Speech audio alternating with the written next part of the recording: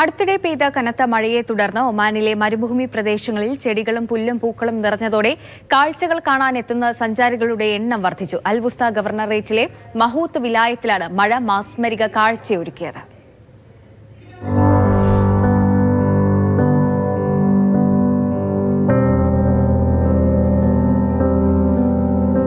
കുട്ടനാട്ടിലെ നെൽപ്പാടങ്ങൾ ഓർമ്മ വരും പച്ച പുതച്ച ഈ മരുഭൂ കാഴ്ചകൾ കാണുമ്പോൾ. അങ്ങിങ്ങായി തടാകം പോലെ കെട്ടിക്കിടക്കുന്ന വെള്ളം, പുൽമേടുകൾ പോലെ ഹരിതാഭമായ മണൽക്കൂനകൾ.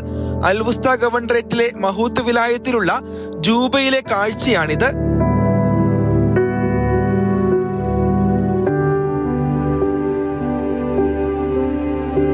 ശക്തമായ ന്യൂനമർദ്ദത്തിന്റെ ഫലമായി ലഭിച്ച കനത്ത മഴയെ തുടർന്നാണ് ജൂബ മേഖല പച്ച വിതച്ചത്. കണ്ണെത്താ ദൂരത്തോളം പരന്നുകിടക്കുന്ന പച്ചത്തുരുത്ത് കാണാൻ രാജ്യത്തിന്റെ വിവിധ ദേശങ്ങളിൽ നിന്നും സഞ്ചാരികളുടെ പ്രവാഹമാണ്. സ്വദേശികളും പ്രവാസികളുമെല്ലാം കുടുംബസമേതമാണ് ജൂബയിലെത്തുന്നത്.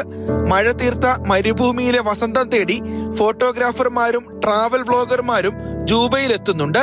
ജൂബയുടെ പ്രകൃതി സൗന്ദര്യം നിലനിർത്താൻ സന്ദർശകർ പ്രത്യേകം ശ്രദ്ധിക്കണമെന്നും പരിസ്ഥിതിക്ക് ഹാനികരമാകുന്ന പ്രവർത്തനങ്ങൾ ഒഴിവാക്കണമെന്നും അധികൃതർ നിർദ്ദേശിച്ചു.